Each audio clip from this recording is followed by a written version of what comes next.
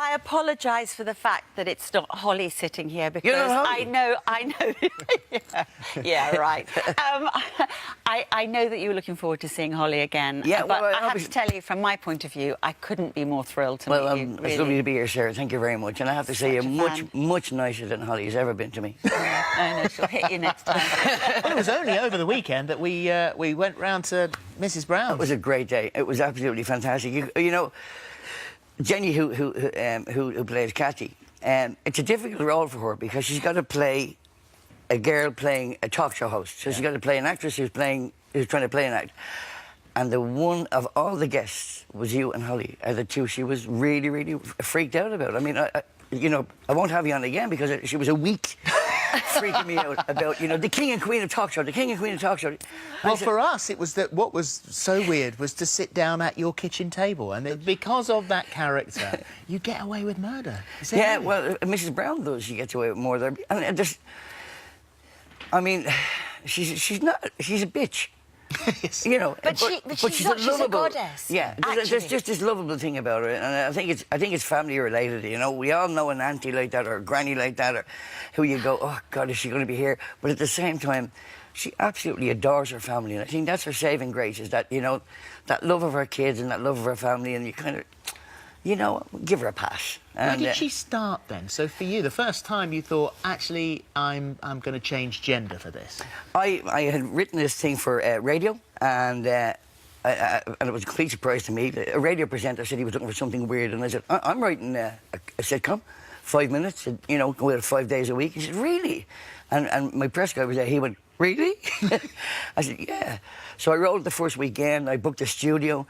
He said he wanted to hear it, so I booked a studio to do 10 episodes. And I got every voice I knew. Pepsi, who plays Mark, was my roadie. Bugsy, who plays Grandad, was my window cleaner.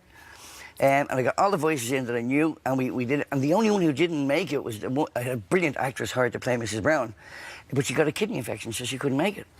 So I said, I'll dub in her voice on radio, and then when she's free and when she's well, we put her voice in.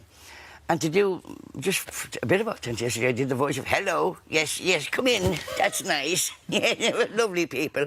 And when the editor was digitizing, he said to me, who's the actress playing Mrs. Brown? And I said, get out of here. I said, it's me, Jonathan. And he said, you've got to keep that voice. You've got to keep that voice. He said, she's just great. And the next thing I knew, I was wearing a wig and a bra. Of course you were. You've been longing to all along. But the way that it's evolved, that actually you've kept that whole link with family and friends being part of that show.